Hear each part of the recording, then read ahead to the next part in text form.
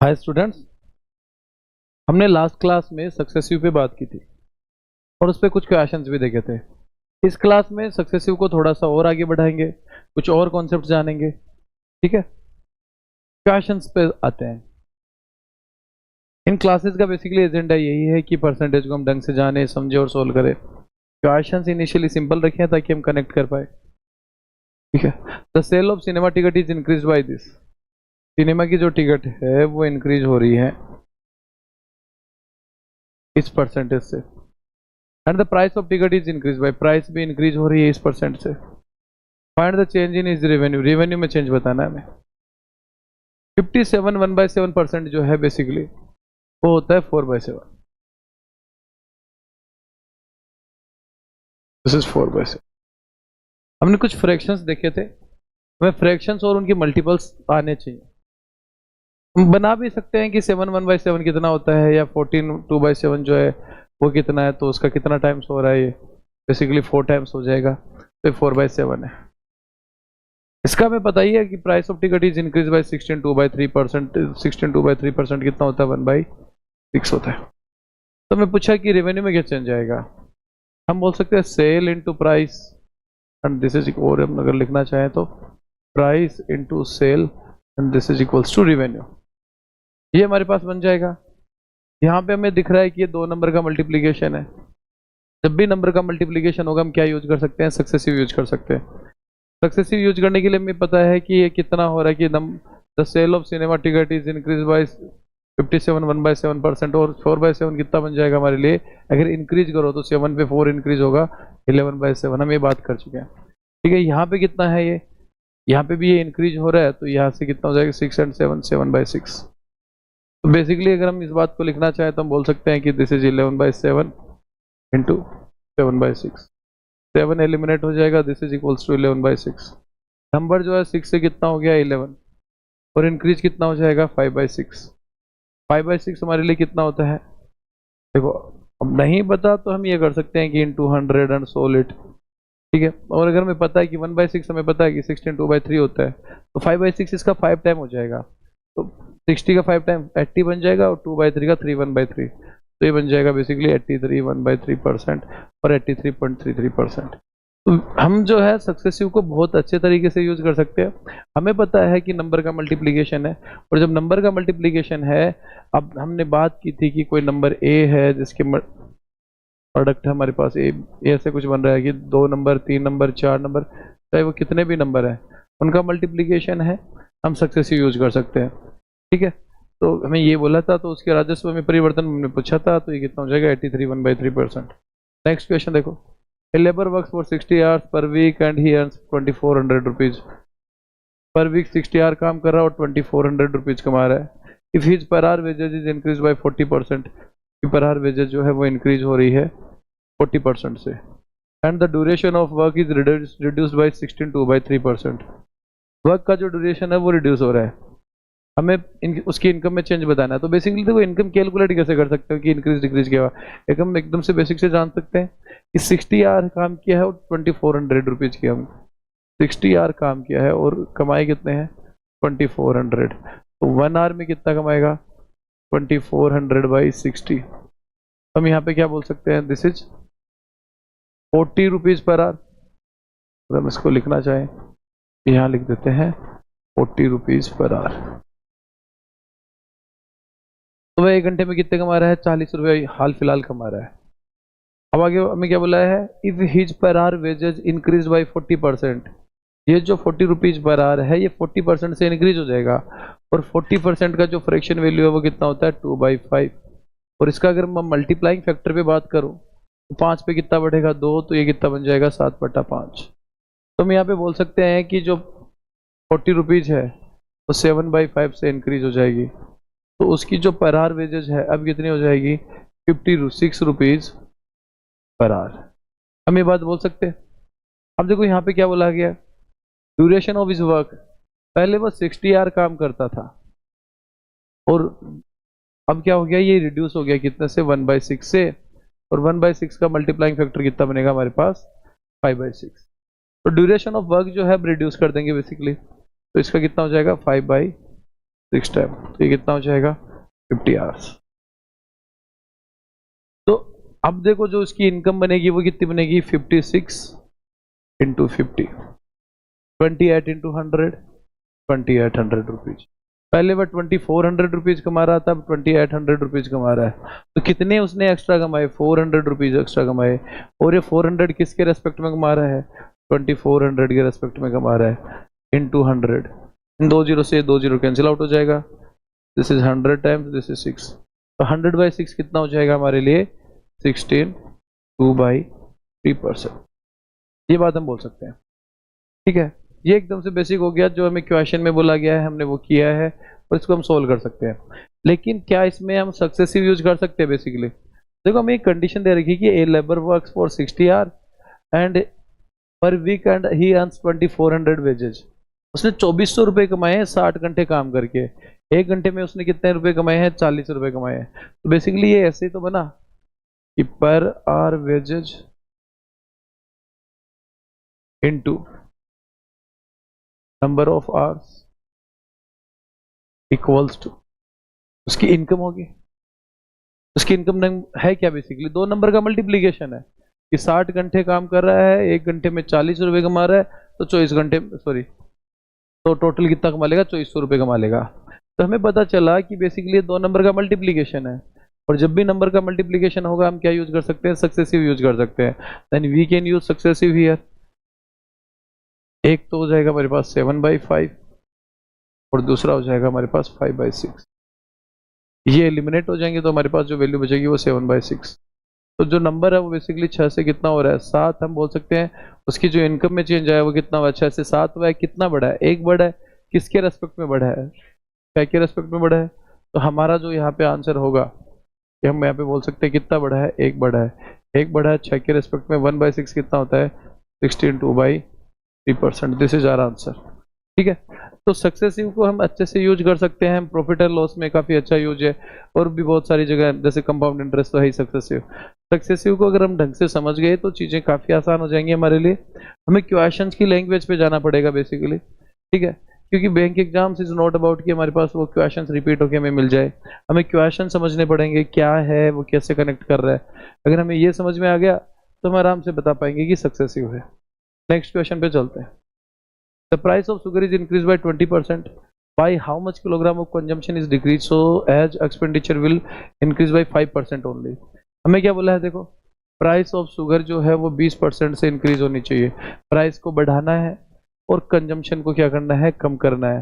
कितना कम करना हमसे ये पूछा है, और जो चेंज हमें दे रखा है वो कहाँ पे दे रखा है, expenditure will increase by 5% only. तो हमें ये रिलेशन पता है कि price into consumption this is equals to expenditure, ठीक है। हमें पता है कि प्राइस और कंजम्पशन का जो मल्टीप्लिकेशन है वो एक्सपेंडिचर के बराबर है। अब हमें बोला गया है कि प्राइस जो है वो इंक्रीज हो रही है 20% से। 20% का मतलब होता है 1/5, और ये जो डिक्रीज हो रहा है 5% से, ये कितना होता है 1/20। इनकी मल्टीप्लाइंग फैक्टर हम लिख सकते हैं कि जो 1/5 है बेसिकली ये 1/5 है, और ये 1/20 है। इसका मल्टीप्लाइंग फैक्टर अगर इंक्रीज हो रहा है तो 6/5। इसका मल्टीप्लाइंग फैक्टर अगर ये डिक्रीज हो रहा है तो अच्छा, एक्सपेंडिचर विल इंक्रीज, ये भी इंक्रीज हो रहा है तो ये आएगा 21/20। हम ये बात बोल सकते हैं। अब देखो एक्सपेंडिचर में चेंज बताना है, we can use successive again, और हम ऐसे भी बोल सकते हैं कि प्राइस जो है उसका कितना टाइम्स हो गया, 6/5 टाइम्स हो गया। जो कंजम्पशन है उसमें क्या चेंज आया हमें नहीं पता, ठीक है। तो हम यहाँ पे वो चेंज नहीं पता हमें, और जो एक्सपेंडिचर में जो चेंज आ रहा है वो कितना आ रहा है 21/20। तो अब हम यहाँ से अगर लिखना चाहें तो इस कंजम्पशन वाले चेंज को लिख सकते हैं बेसिकली, दिस इज 4 टाइम, 3 से 2 टाइम, 3 से 7 टाइम। तो अगर हम यहाँ पे क्वेश्चन मार्क के लिए देखें तो ये कितना हो जाएगा 7/8 हो जाएगा। या तो ऐसे समझ लो, या फिर हम इसको सीधा लिख सकते हैं, यहाँ पे जो चेंज है वो 6/5 का है,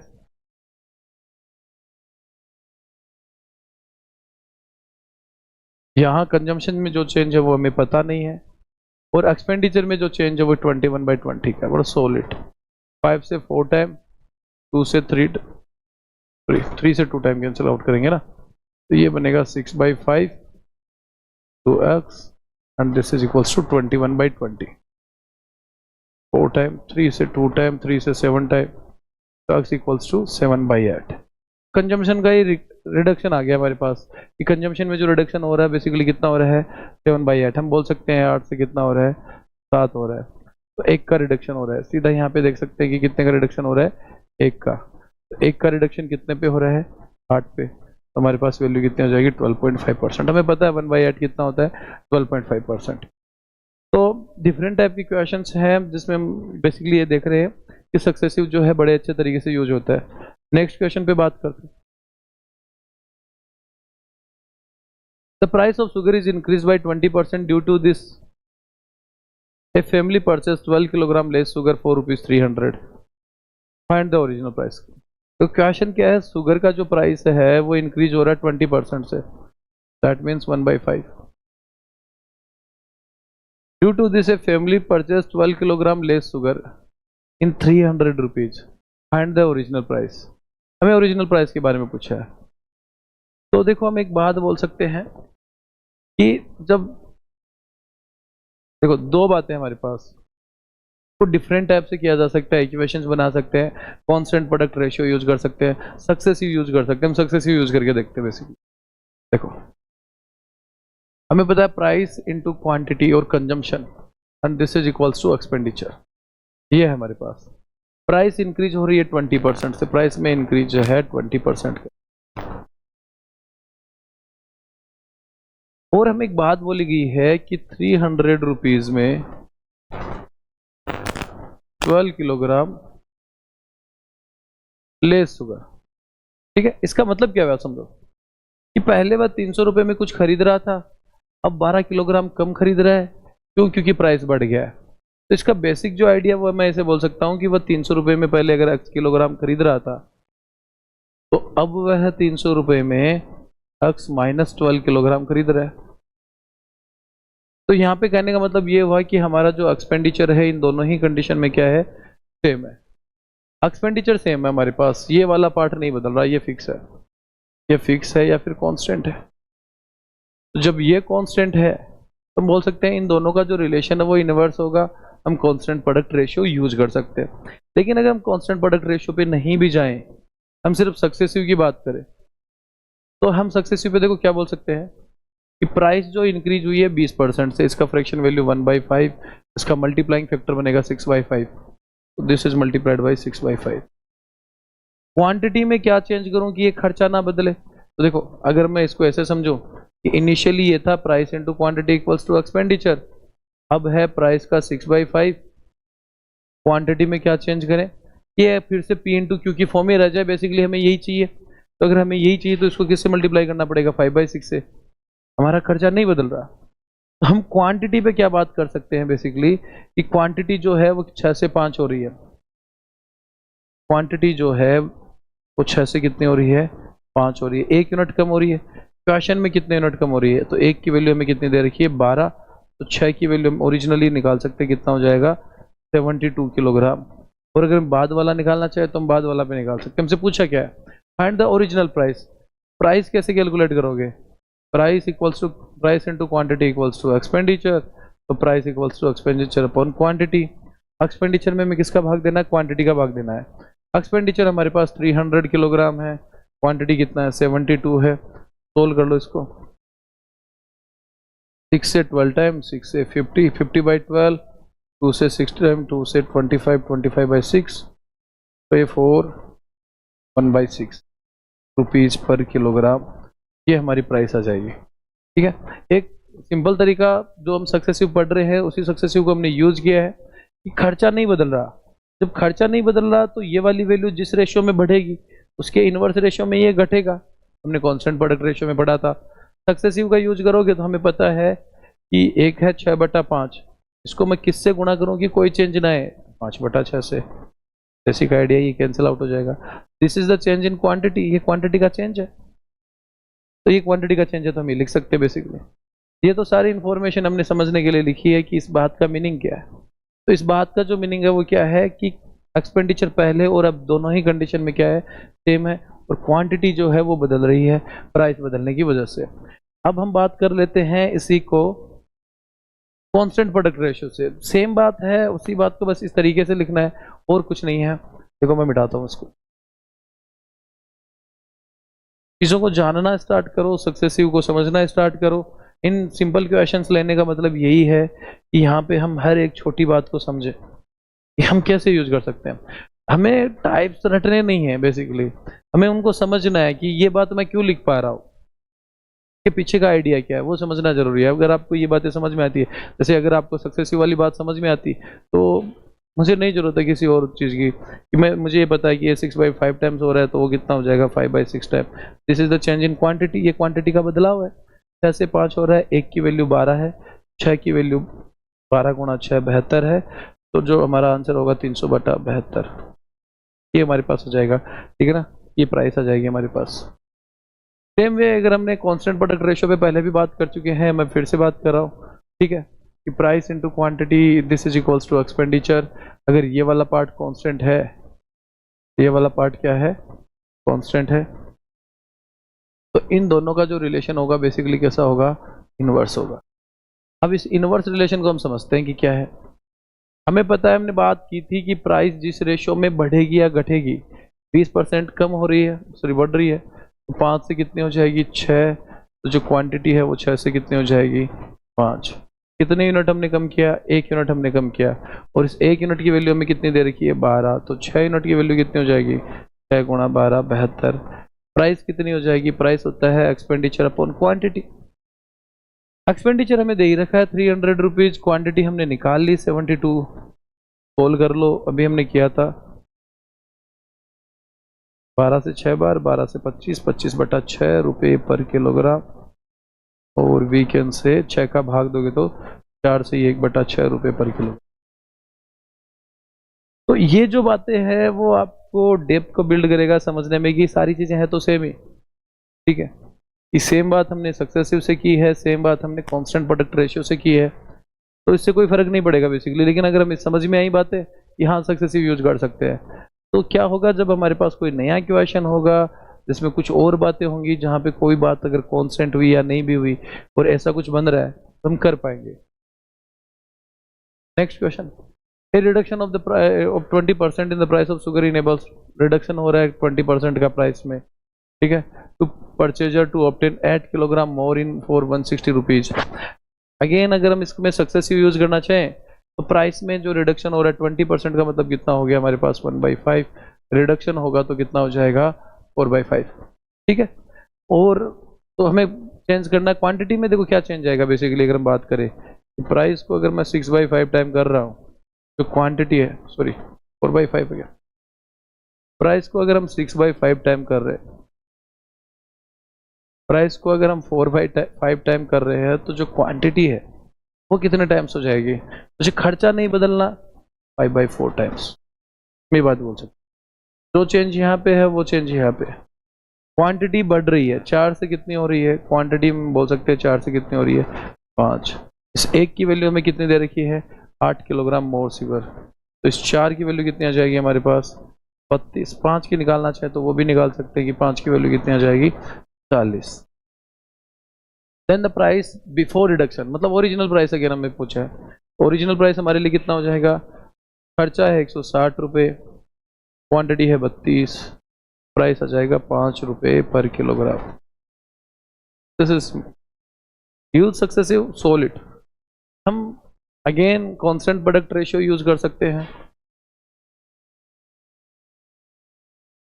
में क्या है कि प्राइस 20% से बढ़ रही है, तो ये सॉरी घट रही है, तो ये 5 से कितनी हो जाएगी 4, और जो क्वांटिटी है वो हो जाएगी 4 से 5।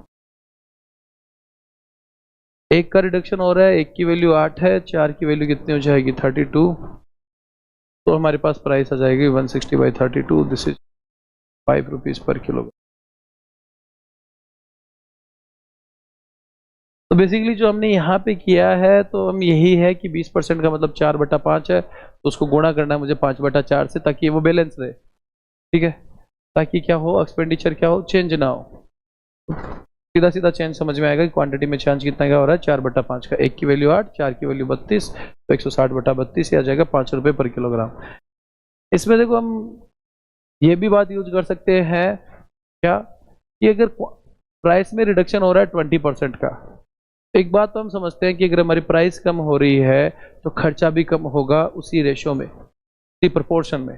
अगर प्राइस 20% से कम हो रही है, अगर कब, जब मैं ये एक्स्ट्रा वाला पार्ट ना लूं, जब मैं ये एक्स्ट्रा वाला पार्ट ना लूं, तो मैं ये बात बोल सकता हूं कि अगर प्राइस में रिडक्शन 20% का हुआ, हमने कुछ भी एक्स्ट्रा नहीं खरीदा, तो 160 रुपये में भी रिडक्शन होना चाहिए था कितने परसेंट का, 20% का। तो 10% 16, 20% कितना 32।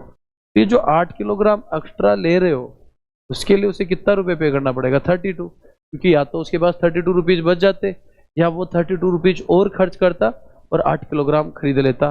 मतलब 160 में से या तो 32 रुपये अपने पॉकेट में रखता, या फिर इस 32 रुपये में वो 8 किलोग्राम और खरीद रहा है, बेसिकली जो हो रहा है। हम बोल सकते हैं कि 1 किलोग्राम के लिए कितने रुपए पे कर रहा है, 4 रुपये पे कर रहा है। तो ये जो प्राइस आई है हमारे पास 4 रुपये पर किलोग्राम, ये प्राइस वो है जो आफ्टर चेंज है, आफ्टर प्राइस में जो चेंज आया है 20% के रिडक्शन के बाद। मतलब ये वाली जो वैल्यू है वो 80% की है, हमें 100% की वैल्यू चाहिए, ओरिजिनल प्राइस चाहिए। तो हम बोल सकते हैं इस 4 का कितना करोगे, 100/80, solve it 24 time 25 time 4, this is 5, this 5 rupees per kilogram. आप क्वेश्चंस को अपने मन मुताबिक कैसे भी कर सकते हो, अगर आपको बेसिक क्लियर है, आपकी कॉन्सेप्ट्स क्लियर है, आपको समझ है कि डाटा कैसे काम कर रहा है, ठीक है। तो ऐसे नहीं है कि हमारे पास करने के लिए 3 वे हो गए ना। उस एक बात में हमने देखा कि सक्सेसिव है, कांस्टेंट प्रोडक्ट रेशियो यूज हो रहा है। फिर एक और बात समझी, बेसिक कॉमन सेंस, कि अगर प्राइस कम हो रहा है, वो कुछ भी एक्स्ट्रा नहीं खरीदता, तो उसका 160 रुपये भी बचना चाहिए। कितने रुपये बचेगा, 32 रुपये, that's it, now sold it. तो ये सारी बातें। अब हम बात करेंगे आगे, नेक्स्ट क्वेश्चन पे चलते हैं। देखो बनाने के लिए हम इसकी इक्वेशन भी बना सकते हैं, लेकिन हमें जरूरत नहीं है यहाँ पे इक्वेशन बनाने की। A man spend 40% of his salary on food. अच्छा, कुछ क्वेश्चंस तो सिंपल हमारे पास आते हैं। A man spend 40% of his salary on food, 20% on house rent, 10% on entertainment, 10% on convenience. तो अपनी सैलरी में से वह क्या कर रहा है, 40% खर्च कर रहा है, 20% खर्च कर रहा है, 10% खर्च कर रहा है, अगेन 10% खर्च कर रहा है। तो 20, 20, 40 और 40 हमने इसमें कितना परसेंट खर्च कर दिया, 80% उसने खर्च कर दिया। तो उसके पास बचा कितना, is saving at the end of the month is 1600 rupees. तो उसने 80% खर्च कर दिया, तो उसके पास जो उसकी इनकम है उसका 20% बचा है, और उसकी वैल्यू हमें कितनी दे रखी है, 1600। दिस इज 5 टाइम, तो उसकी इनकम कितनी हो जाएगी, 1600 into 5, and this is equals to 800। Simple question था। Next question, out of total income of mister Kapoor spend 20% on house rent and 70% of the rest. इसका मतलब क्या हुआ कि 20% उसने खर्च कर लिया, उसके पास बचा कितना, जैसे 100 रुपये अगर उसकी इनकम थी, 100 रुपये उसकी इनकम थी, उसमें से उसने 20 खर्च कर लिया, तो उसके पास बचा कितना, 80। और इस 80 का वो कितना परसेंट खर्च कर रहा है, 70%। तो इस 80 का वो 70% यानी 56 रुपीज वो खर्च कर रहा है। तो 70% खर्च कर रहा है, तो बेसिकली उसके पास बच कितना रहा है, 30%। और 80 का 30% कितना आ जाएगा, 24। उसकी इनकम 100 रुपये थी, उसने 20% खर्च कर दिया, बचा कितना, 80 रुपये। उस 80 रुपये का उसने 70% खर्च कर दिया, तो उसका कितना परसेंट बचा, 30%। और उस 30% की वैल्यू हमारे पास कितनी आ गई, 24। अब 24 बचा उसके पास, ठीक है। इफ ही सेव्स 7200, तो इस 24 की वैल्यू हमें कितनी दे रखी है, 7200 दे रखी है। एक की वैल्यू हमारे पास कितनी हो जाएगी, 300। हमने 100 अश्यूम की थी, 300 के लिए कितनी हो जाएगी, 30,000। ये मेरा, ठीक है। इसको ऐसे भी लिख सकते हो कि अगर मान लो अक्स है 20% खर्च कर दिया, तो 80% बचेगा। अक्स है 4/5, अगेन उसने 70% बचे हुए का खर्च कर दिया, तो 30% बचेगा। 30% का मतलब हो गया 3/10, और उसकी वैल्यू हमें कितनी दे रखी है, 7200। 12 से कैंसिल आउट करोगे 600, 30 सॉरी 50 इंटू 600 और ये कितना हो जाएगा देखो 30,000। चलो कैसे भी कैलकुलेट कर। Next question, a person spent 25% of his income of house rent on house rent, 20% of the remaining part on the food, 10% of the remaining part on traveling and finally save 8100। तो इसमें देखो क्या बोल रहा है कि ये एक पर्सन है, जैसे मान लो उसकी सैलरी एक्स है, 25% उसने खर्च किया, 1/4 खर्च किया, बचा कितना 3/4। फिर उसने बचे होगा 20% यानी 1/5 खर्च किया, 20% of the remaining part on the food, 20% खर्च किया, 1/5 खर्च किया, तो बचा कितना 4/5 and 10% of the remaining part on travelling का 10% उसने कहाँ पे खर्च किया है ट्रेवलिंग पे, तो बचा कितना 90% इसका, तो 9/10 and this is equals to 8100। तो 9 से 9 टाइम 900, 4 से 4 एलिमिनेट हो जाएगा, 3 से ये 300, then x equals to 300 into 50, this is equals to 15। Next question, in a big garden 60% of the trees are coconut trees. हमें क्या बोला गया कि जो भी ट्रीज हैं उसमें से 60% किसके हैं कोकोनट के।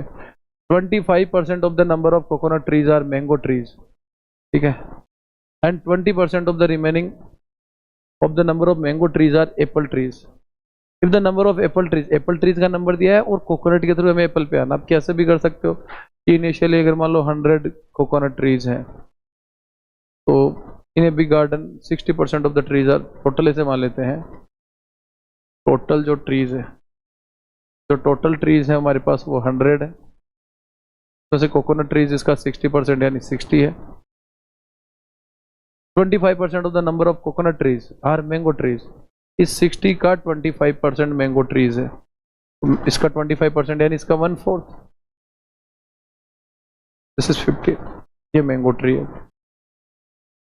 And 20% of the number of mango trees are apple trees. Apple जो ट्रीज है हमारे पास वो बेसिकली कितने हैं 15 का 20%, 1/5, एप्पल ट्री आगे 3, तो 3 की वैल्यू हमें दे रखी है कितनी 14, 40, 3 से कैंसिल आउट करेंगे 3 4 जा, एक की वैल्यू कितनी आ गई 480। हमें पूछा टोटल नंबर ऑफ ट्रीज, तो ये कितना हो जाएगा 480 इंटू 100, ये हो जाएगा 48,000।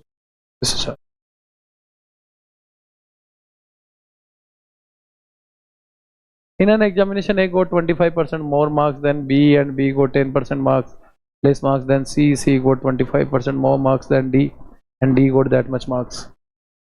बेसिकली 4 लोग हैं जिनके बीच में कंपैरिजन हो रहा है। एक का बी से रिलेशन दे रखा है, बी का सी से दे रखा है, सी का डी से। हमने इनिशियली जब परसेंटेज स्टार्ट किया था तो एक बात बताई थी मैंने कि जब भी हम परसेंटेज निकालेंगे या जब भी हमें ये बोला गया है कि ए got 25% more marks than B, तो हम देखेंगे बेसिकली कंपैरिजन हो कैसे रहा है। ये जो तुलना कर रहा है अगला ए की, वो किससे कर रहा है बी से। A got 25% more marks than B, B से 25% ज़्यादा मिल रहे हैं एक को, बी से अगर 25% ज़्यादा मिल रहे हैं एक को, तो अगर हमें क्वेश्चन को अगर ए और बी के रेफरेंस में लिखना है तो हम किसको अश्यूम करेंगे, बी को अश्यूम करेंगे, ठीक है।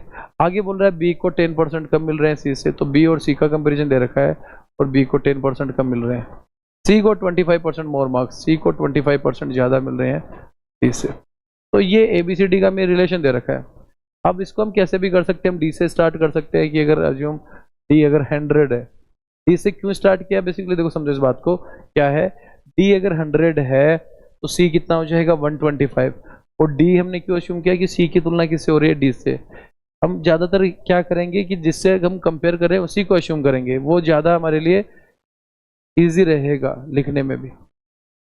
डी जो है 100 है तो सी कितना हो जाएगा 125 और बी कितना हो जाएगा 10% लेस, तो इसका 10% कितना होगा 12.5, इससे लेस हो जाएगा तो ये हो जाएगा 112.5।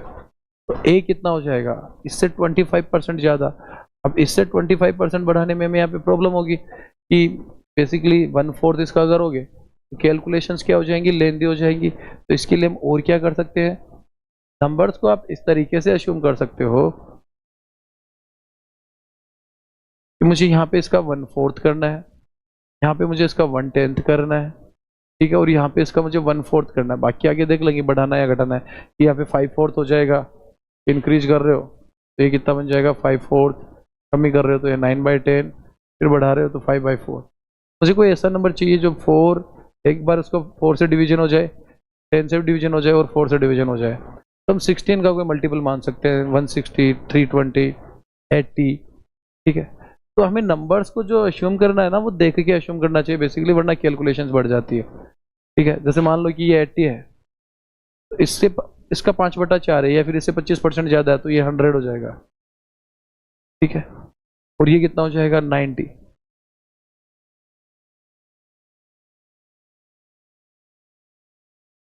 1/4 करेंगे 80 ना, 16 का मल्टीपल चाहिए था हमें, सॉरी। यहाँ पे मैं 160 मान लेते हैं, 160 है, इसका 1/4 कितना हो जाएगा 40, तो ये हो जाएगा 200। इससे 10% कम है तो ये हो जाएगा 180, और इससे 25% ज़्यादा यानी 45 ज़्यादा तो 225। नाउ वी टेक रेशियोज, ठीक है। 5 से कैंसिल आउट कर देंगे, दिस इज 45, दिस इज 36, 40, 32। तो ये रेशियो निकल के आ जाएगा हमारे पास ए बी सी डी का। हम अलग अलग भी निकाल सकते हैं, ए और बी को कंपेयर कर सकते हैं, बी और सी को कर सकते हैं, सी और डी को कर सकते हैं, ठीक है। डी गॉट 320 मार्क्स, 32 की वैल्यू 320 है, ये इसका 10 टाइम्स है, तो इसका भी हमारे पास 10 टाइम्स होगा। कि एक की वैल्यू पूछी है तो इसका 10 टाइम्स हमारे पास कितना होगा 450। This is our answer.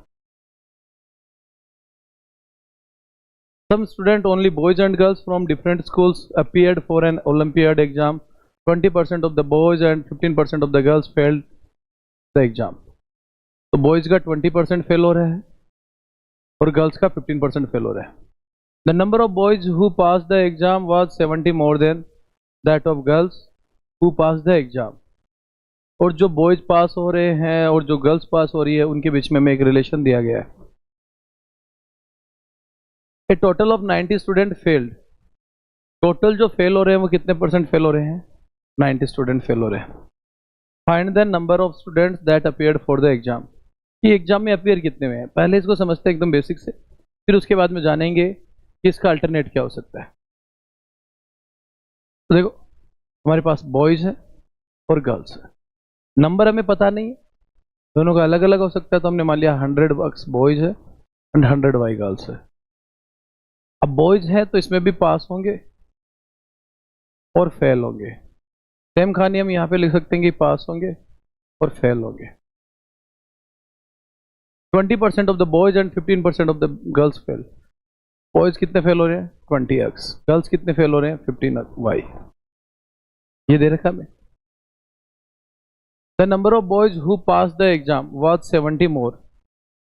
जो बॉयज जो पास हो रहे हैं वो 70 ज्यादा किससे, इस नंबर से, that of girls who pass the exam.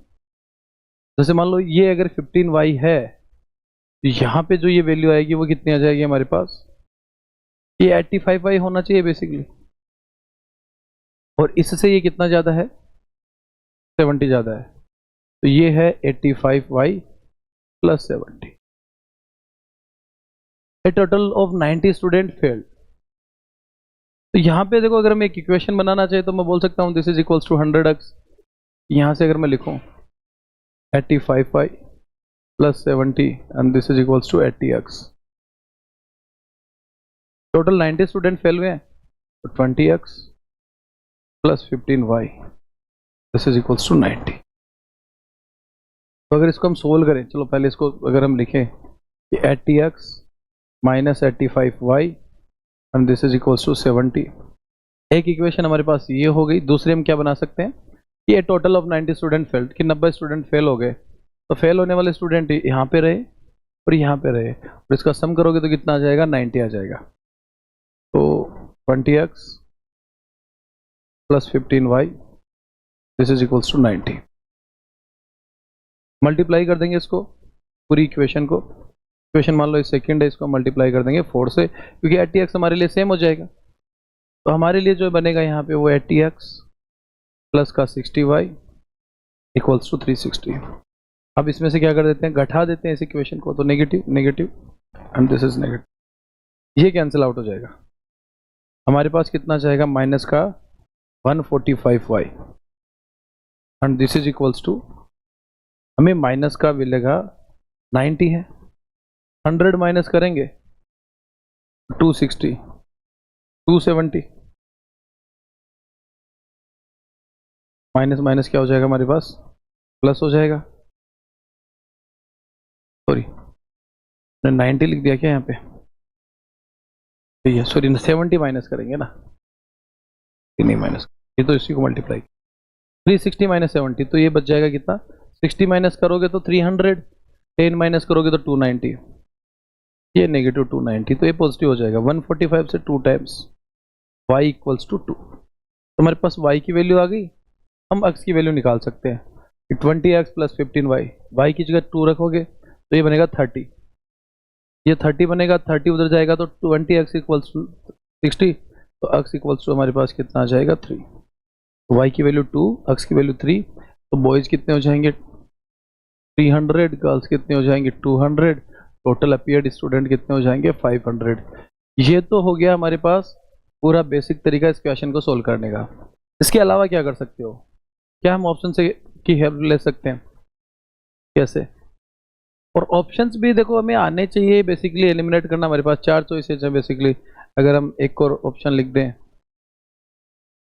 तो लिखा जा सकता है कि कुछ भी, अगर मान लो कि 5 चॉइसेस अगर हम लिखें तो ये नन ऑफ दीज और कुछ भी हो सकता है, ठीक है। तो अभी 4 चॉइसेस हमारे पास, तो इसी पे बात कर लेते हैं।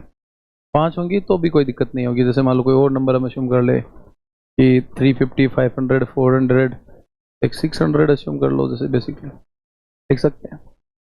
अब देखो, अगर आपको एलिगेशन पता है चीज़ें बहुत आसान हो जाएंगी, अगर नहीं पता है तो हम आगे आने वाली क्लासेस में डिस्कस करेंगे, समझना। बॉयज जो फेल हो रहे हैं और जो गर्ल्स फेल हो रही है, 20% बॉयज एंड 15% लड़कियां जो परीक्षा में अनुत्तीर्ण रही, तो बॉयज जो फेल हो रहे हैं वो 20% है, गर्ल्स जो फेल हो रही है वो 15% है। जब आप एलिगेशन पढ़ोगे तो एक बात जानोगे, या फिर एवरेज पढ़ोगे तो एक बात जानोगे कि इन दोनों को मिला के जो फेल होंगे पूरी क्लास में, वो बेसिकली इसी के बीच में कोई इन बिटवीन एक नंबर होगा, 20 से 15 के बीच में कोई एक नंबर होगा। वो नंबर बेसिकली क्या है, तो हम ये बात बोल सकते हैं कि फेल होने वाले जो स्टूडेंट है वो 20% और 50% के बीच में कोई परसेंटेज आएगा हमारे पास। कि हम इसको ऑप्शन से कैसे कर सकते हैं, हमें फेल होने वाले टोटल स्टूडेंट दे रखे थे, अभी हमने किया था कि 90 स्टूडेंट क्या है फेल हो रहे हैं, 90 स्टूडेंट फेल हो रहे हैं। अगर हम ये पता लगा लें कि ये 90 स्टूडेंट जो हैं इनमें से कौन से वाले नंबर के लिए इन दोनों के बीच में कोई परसेंटेज बनेगा, तो देखो हम सीधा ऑप्शन सी सेलेक्ट कर सकते हैं। कैसे, कि 90 स्टूडेंट फेल हुए out of 500, 200, this is 18 times, तो ये इसके इन बिटवीन कहीं पे आएगा हमारे पास 18%, जो हमारे लिए सही है। हमारा आंसर हो गया 500। हमने 420, 400, 350 पे बात क्यों नहीं की, जैसे मान लो 90 फेल हो रहे होते आउट ऑफ 400, अगर मैं इसे बात करता तो हमारे लिए जो परसेंटेज है वो 20% से ज़्यादा होता। 90 को 4 से कैंसिल आउट करोगे तो 90 का आधा होता है 45, और 45 का आधा होता है 22.5, तो 400 नहीं हो सकता। 350 पे ये परसेंटेज और भी ज़्यादा बढ़ जाएगा हमारे पास, तो again 350 is again not possible. 420 पे अगर मैं चेक करना चाहूँ, देखो अगर हमारे पास नंबर की अंडरस्टैंडिंग अच्छी है तो हम चीज़ें आसानी से कर सकते हैं। 0 से 0 कैंसिल आउट होगा, 3 से 3 टाइम्स 3/14, 1/14 हमारे पास कितना होता है 7, 1/7, 3/14 21 point something, again not possible. मैंने पहले ही 500 क्यों चूज किया, नंबर 90 है और 500 पे मुझे दिख रहा है कि 90 में 5 का भाग दूंगा तो 18 आ जाएगा, तो 18% 20 और 15 के बीच में था, तो हमारा आंसर कितना हो जाएगा 500। तो ये वाली बातें हम कर सकते हैं कि कोई भी हमारे सामने क्वेश्चन है जिसके लिए हमें इक्वेशंस बनानी पड़े, तो एक तरीका हो सकता है, लेकिन इसके लिए अल्टरनेट चॉइसेस भी अवेलेबल रहती है। हम डिफरेंट डिफरेंट टाइप्स के क्वेश्चंस में वो अल्टरनेट जो वेज हैं उन पे बात करने वाले हैं, ठीक है, इस क्लास में। जो बढ़िया क्वेश्चन तो डिस्कस करेंगे, अभी तक जो हम कर रहे थे वो बेसिक कॉन्सेप्ट समझ रहे थे, परसेंटेज इंक्रीज डिक्रीज, परसेंटेज निकालना, कंपेयर करना, सक्सेसिव एंड सक्सेसिव की जो प्रॉपर्टीज है उनके बारे में। आगे जो हम अभी क्वेश्चंस कर रहे हैं कि हमारे सामने कोई रैंडम क्वेश्चंस है, उसमें हम क्या क्या कर सकते हैं बेसिकली। तो सोल्व करने के लिए नंबर ऑफ वेज हो सकते हैं, तो उन्हीं वेज पे हम बात कर रहे हैं। ये हमारे लिए एक बेसिक हो गया जिसमें हमने इक्वेशंस बनाए। एक दूसरा, अगर मुझे एलिगेशन पता है, मुझे एवरेज पता है, मुझे वेटेड एवरेज पता है, तो मैं एक बात यहाँ से डिफाइन कर पाऊंगा कि बॉयज़ और गर्ल्स के जो 20 और 15 इसके इन बिटवीन कहीं पे कोई नंबर होगा, 16, 17, 18, 16.5, 17.5, ऐसा कुछ। मुझे फेल होने वाले स्टूडेंट भी दे रखे थे 90, तो मुझे बस यहाँ से एक नंबर चूज करना था जो 20 और 15 के बीच में कोई वैल्यू दे। ठीक है, 90 जो है वो कितना बन जाएगा, 90/500, जो बेसिकली कितना बनेगा, 18%, and this is our answer 500। तो ऐसे सोल्व कर सकते हैं। नेक्स्ट क्वेश्चन, एक फल विक्रेता अपने पास मौजूद 45% 45% संतरा के साथ एक और संतरा एक ग्राहक को बेच देता है। फिर वह बचे हुए का 20% और दो और संतरे दूसरे ग्राहक को बेच देता है। फिर वह बचे हुए का 90% संतरों को एक तीसरे ग्राहक को बेच देता है और उसके पास 5 संतरे बच जाते हैं। शुरुआत में फल विक्रेता के पास कितने संतरे थे? इसमें देखो दो चॉइसेस कर सकते हैं। एक तो हम बाई ऑप्शन जा सकते हैं। अब बाई ऑप्शन के लिए हम इनमें से कोई नंबर हमें एज्यूम करना है, बेसिकली उसका हमें 45% निकालना है और इसे चलते जाना है और हमारा आंसर आ जाएगा। और बाई ऑप्शन के लिए अगर मैं ऑप्शन चूज करना स्टार्ट करूं तो पहले मैं जैसे 100 पे चेक करूंगा, फिर मैं 120 पे चेक करूंगा, क्योंकि यहाँ पे ये परसेंटेज निकालना आसान है। ठीक है, एक फल विक्रेता के पास अपने मौजूदा में से 45% संतरों के साथ एक और संतरा एक ग्राहक को बेच देता है, फिर जो बच गया, तो हम ये बात बोल सकते हैं कि 45% उसने बेचा है तो इसका 55% बचा होगा और उसमें से कितना कम कर देंगे, एक कम कर देंगे और ऐसे चलता जाएगी प्रोसेस। तो हम 100 पे परसेंटेज निकालना आसान है, 120 पे बात कर सकते हैं। ठीक है, और अगर 120 नहीं हुआ तो हम डायरेक्शन डिसाइड कर पाएंगे कि 121 और 111 हमें किस तरफ जाना है। बेसिकली जब भी हमें क्वेश्चंस में ऑप्शन से सोल्व करना होता है तो हर एक ऑप्शन को चेक नहीं करना, पहले उन ऑप्शंस को चेक करो जो हमारे लिए सरल है, उसके बाद में उन ऑप्शंस में से अगर कोई एक आंसर नहीं दे रहा है तो जब दूसरे पे जाएंगे तो हम डायरेक्शन डिसाइड कर सकते हैं कि किधर वाली कौन सी वाली वैल्यू हमारे लिए आंसर चॉइसेस दे सकती है। इसके अलावा क्या हो सकता है, तो इसके अलावा जो हम स्टार्ट कर सकते हैं, जो भी इस टाइप की क्वेश्चन है हमारे पास, तो बैकवर्ड स्टार्ट कर सकते हैं, मतलब लास्ट से स्टार्ट कर सकते हैं। लास्ट से कैसे, तो देखो स्टार्ट करते हैं। ए fruit seller sells 45% of the oranges that he has along with one more orange to a customer.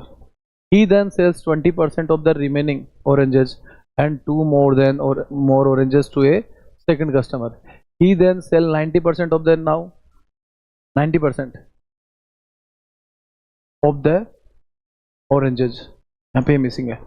Now remaining oranges to a third customer and is still left with 5 oranges. फिर वह बचे हुए का 90% संतरे को एक तीसरे ग्राहक को बेच देता है और उसके पास 5 संतरे बच जाते हैं।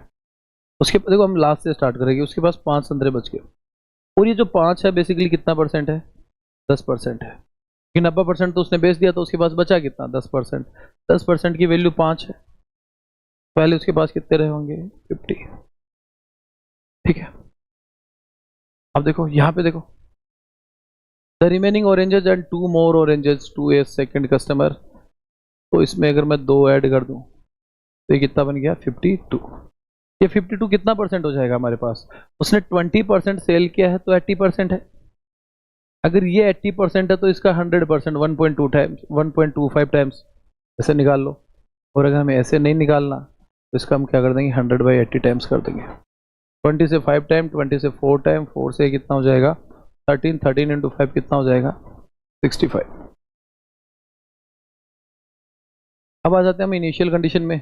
ए fruit seller sells 45% of the oranges that he has along with 1 more orange to a customer, तो एक कस्टमर को एक ऑरेंज और दे रहा है, तो यहाँ पे 66 है, 45% वो बेच रहा है, तो ये वाली वैल्यू कितने की है, 55% की है, तो 66 का 100/55 हम निकाल लेंगे। तो ये 11 से 5 टाइम्स, 11 से 6 टाइम, 5 से 20, एंड जो टोटल हो जाएंगे हमारे पास कितने हो जाएंगे, 120, और ये हमारा आंसर हो जाएगा 120।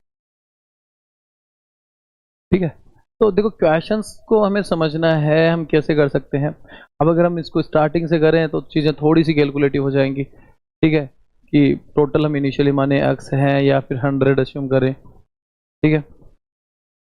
100 बेसिकली अज्यूम नहीं कर सकते क्योंकि इसमें कुछ ऐड और सब्ट्रैक्ट भी करना है।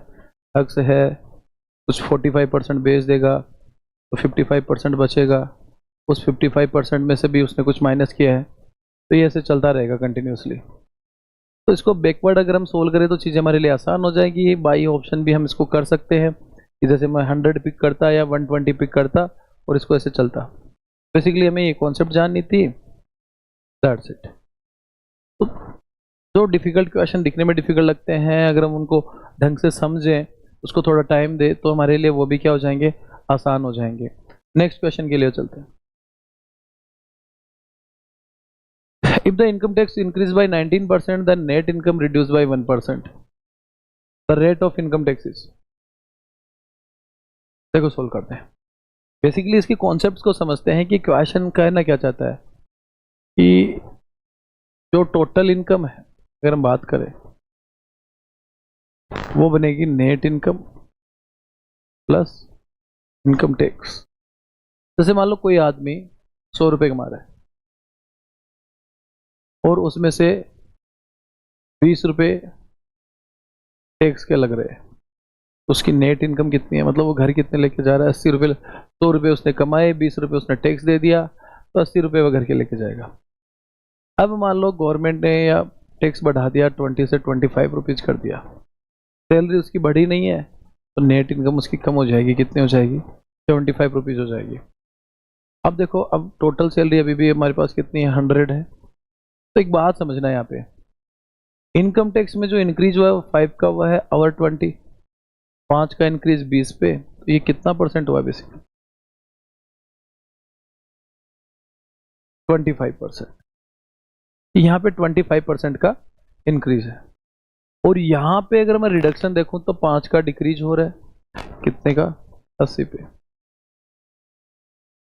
1/16 होता है 6.25%। तो देखो यहाँ पे 5 का इंक्रीज है, यहाँ पे 5 का डिक्रीज है, मैग्नीट्यूड सेम है लेकिन बेस अलग अलग है, इसलिए परसेंटेज बदल गए। यहाँ पे ये 5 बढ़ रहा है किसके बेस पे, 20 पे।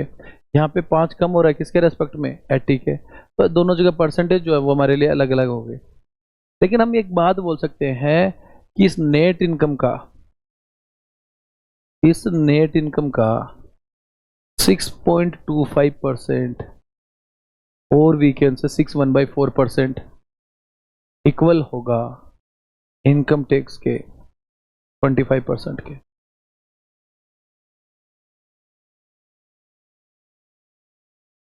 तो परसेंटेज से परसेंटेज एलिमिनेट हो जाएगा। और अगर मैं इसको लिखना चाहूं, इसको लिख सकते हैं 6/1/4, 25/4, और ये बनेगा इनकम टैक्स का 25 से 25 एलिमिनेट हो जाएगा। तो नेट इनकम और इनकम टैक्स का हमारे पास एक रेशियो निकल के आएगा, कितना आ जाएगा, 4/1। अगर नेट इनकम 4 रुपये है तो इनकम टैक्स कितना है, 1 रुपये। तो हमें पूछा क्या है, the rate of income tax is, income tax की रेट 1 रुपये का इनकम टैक्स लग रहा है कितने पे, 5 पे। तो हमारा आंसर कितना हो जाएगा,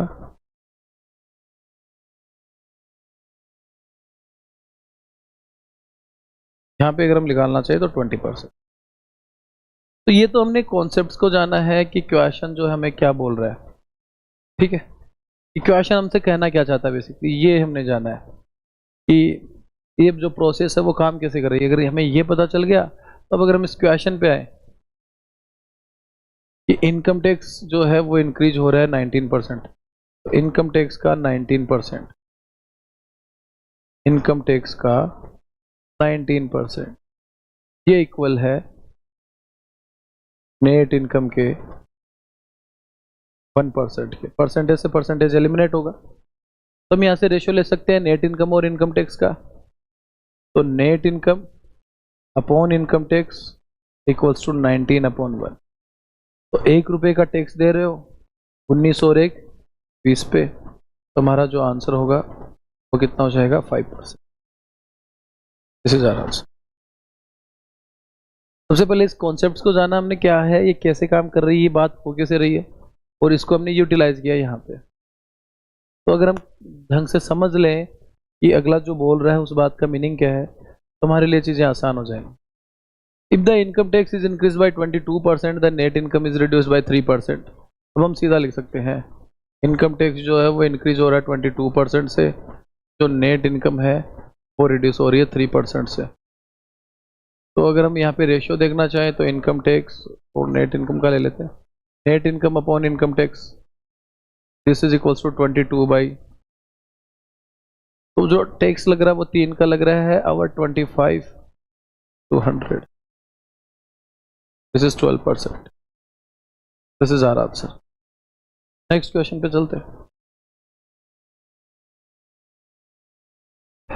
In a maternity center, 5% of all the childbirth cases result in twins. 5% of all the childbirths.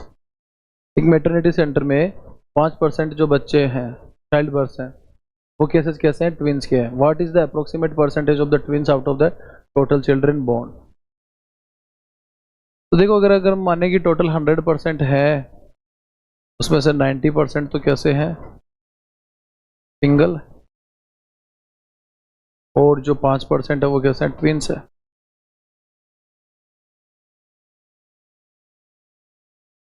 तो कुल जन्मे बच्चों में से जुड़वा बच्चों का अनुमानित प्रतिशत क्या है। तो जुड़वा बच्चों का अनुमानित प्रतिशत देखो हमारे लिए कितना हो जाएगा।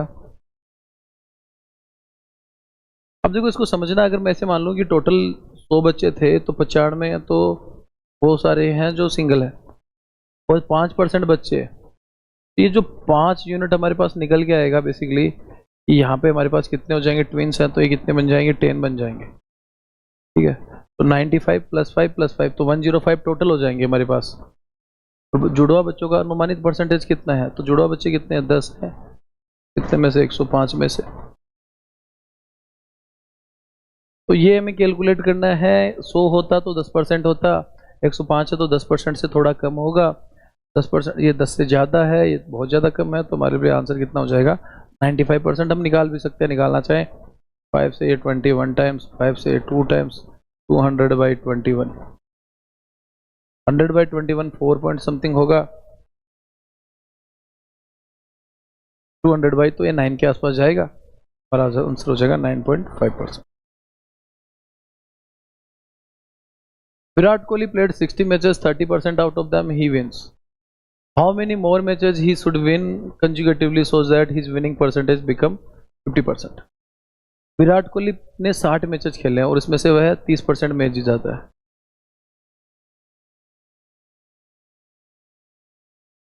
उन्हें लगातार कितने और मैच जीतने चाहिए, अच्छा वो कितने लगातार, विराट कोहली जो है वो कितने और मैच जीत रहा है, जीतने चाहिए लगातार बोला है, ताकि उसका विनिंग का परसेंटेज कितना हो जाए, 50% हो जाए। तो देखो 60 मैचेस खेले थे, वैसे 30% जीत रहा है और बाकी के हार रहा है। 60 का 30% कितना हो जाएगा, अगर हम कैलकुलेट करें तो 18 मैच जीत गया, तो हार कितना गया, 42।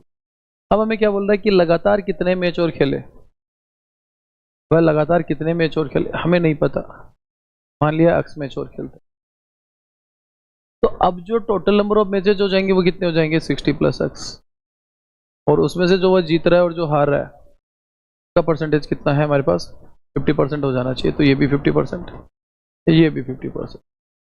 ये हमें बोल रखा है क्वेश्चन में कि 18 मैच जीत रहा था, 42 मैच हारा है, अगर वह अक्स मैच और खेले लगातार तो टोटल मैच 60 + x हो जाएगा, और ये अक्स मैच क्या कर रहा है, वो जीत रहा है, तो उसका जीतने और हारने का प्रतिशत 50-50 हो गया। हमें बोला जीतने का प्रतिशत कितना होना चाहिए, 50% होना चाहिए। तो हम अगर इसको कंपेयर करना चाहें तो हम एक बात बोल सकते हैं कि अगर लगातार वो अक्स मैच जीत ही रहा है तो उसने हारने वाले तो 42 ही होंगे और जीतने वाले कितने होंगे, 18 + x। अब यहाँ से देखो, आप इक्वेशन बनाना चाहो तो बना सकते हो कि 60 + x है उसका 50% ये है, या 60 + x है उसका 50% ये हम बना सकते हैं। इसके अलावा क्या कर सकते हो, देखो अगर 50% की वैल्यू 42 है, 50% की वैल्यू 42 है, तो इस 50% की वैल्यू भी कितनी होगी, 42 ही होगी। इस 42 में 18 मैच तो वह ऑलरेडी जीत चुका है, कितने मैच और जीतेगा वो, 24 मैच और लगातार जीतेगा तब उसका जाके विनिंग परसेंटेज है वो कितना हो जाएगा 50%। अगर हम यहाँ पे बात करें रेशियो से सोल्व करने का तो हम एक बात बोल सकते हैं, जब वो सारे मैच लगातार जीत ही रहा गया जो खेल रहा है, तो जो हारने वाले मैचेज हैं उसका नंबर तो दोनों जगह सेम रहेगा जो हमने लिखा है यहाँ बेसिकली। तो हम ये बोल सकते हैं कि इनिशियल का जो 70% है या जो 42, मैं अगर सीधा लिखना चाहूँ कि इनिशियल का जो 70% है वो फाइनल का 50% है, हम ये बात बोल सकते हैं। परसेंटेज से परसेंटेज एलिमिनेट, 0 से 0, दिस इज 2। तो फाइनल कितने हो जाएंगे 12 into 7 84। 84 टोटल मैच हो गए, 60 वह खेल चुका है, तो बचे कितने 34 माइनस 20 सॉरी 60 क्या जाएगा 20। ये हमारा आंसर है।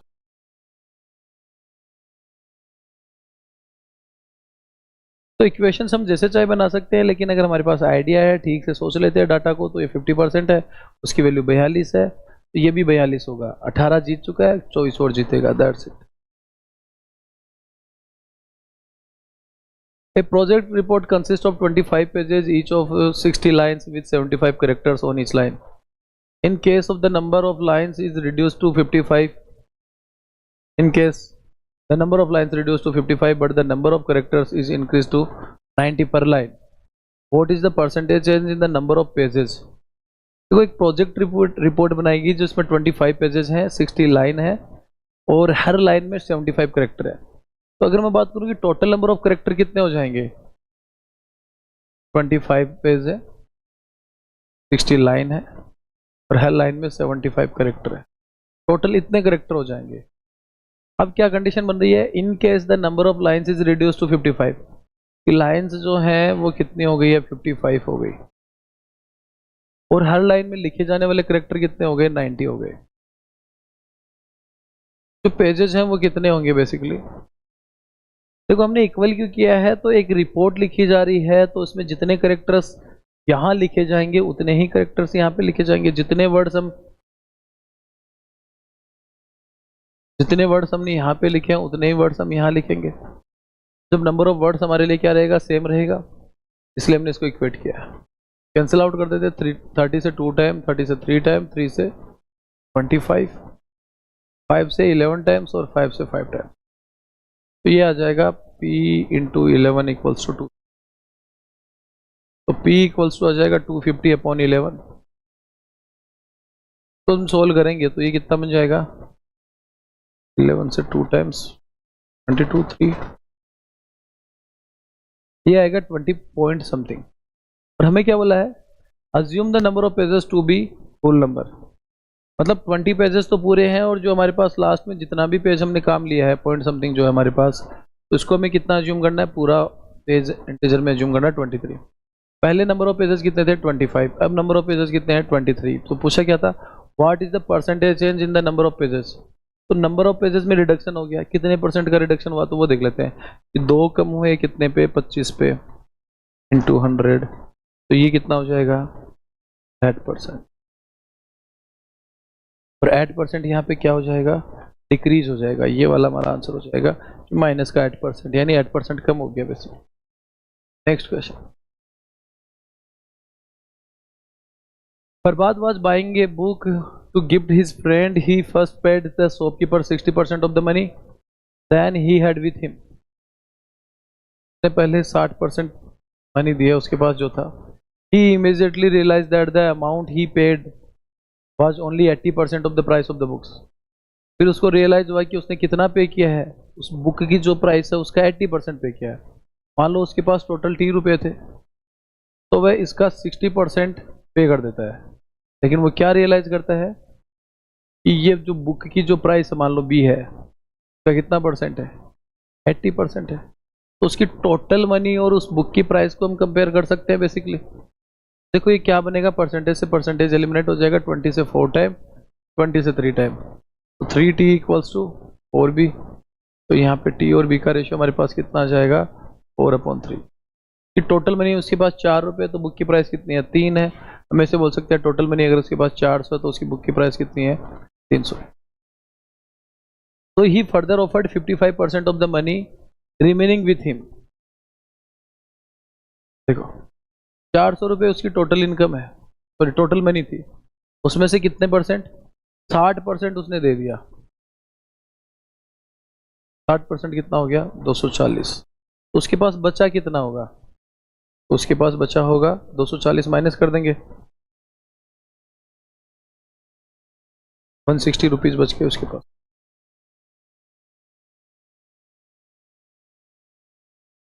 तो he shopkeeper and further offered 55% of the money remaining with him to the shopkeeper. उसने इसमें से 55% क्या किया, शॉपकीपर को ऑफर किया। तो इसका 55% हम अगर कैलकुलेट करें, 50% होता है 80, 5% होगा 8, तो ये कितने हो गया, 88 रुपये उसने शॉपकीपर को दे दिए, और दे दिए। ठीक है, पहले उसने 240 दिए थे, 88 रुपीज और दे दिए उसने, टोटल इतना अमाउंट उसने दे दिया। And receive chocolate worth ₹56 in return as change along with the book. Book के साथ उसको 56 रुपये वापिस दिए गए। बुक भी दी गई, तो बुक की प्राइस कितनी है हमारे पास, 300। तो ये जो बन रहा है वैल्यू कि जो हमारे पास वैल्यू बनेगी, 60 जोड़ोगे तो 300 और ये 28, टोटल 328 रुपये उसने दिए। उसमें से बुक की प्राइस कितनी हो गई, 300। तो वो जो चेंज मिला उसको, वो कितना, 28। क्वेश्चन में कितना दे रखा, 56। एक की वैल्यू कितनी आ जाएगी, 2। अब हमसे पूछा क्या, and what is the amount left with फरबात after he bought the book. जब वो बुक खरीद लेगा तो उसके पास अमाउंट बचेगा कितना, उसके पास 400 था, 300 उसने बुक के लिए पे कर दिया, 56 रुपये। जैसे अगर मैं बात करूँ टोटल की, तो टोटल अगर यहाँ पे बनेगा कितना, 800 रुपये। उसने 600 रुपये बुक के लिए पे कर दिए, तो बचे कितने, 200। और उस 200 रुपये में से 56 रुपये की उसको क्या मिल गई, चॉकलेट। तो बेसिकली बचा कितना उसके पास, 200 माइनस 56, 144। हमारे पास कितनी वैल्यू बचेगी, 144 रुपीज उसके पास बचे होंगे। आज के लिए फिर इतना ही, नेक्स्ट क्लास में फिर से आगे जानेंगे बातों को, ठीक है ना। तो हम छोटे क्वेश्चंस से स्टार्ट किया था, धीरे धीरे क्वेश्चंस की लेंथ बढ़ा रहे हैं, और धीरे धीरे क्वेश्चंस में हम समझ भी रहे हैं कि चीज़ों को कैसे जल्दी सोल्व किया जा सकता है, ऑप्शंस को कैसे यूटिलाइज किया जा सकता है। हर बार में इक्वेशंस बनाने की जरूरत नहीं होती, लेकिन इक्वेशन बनाना भी हमें आना चाहिए। Thank you for being with us.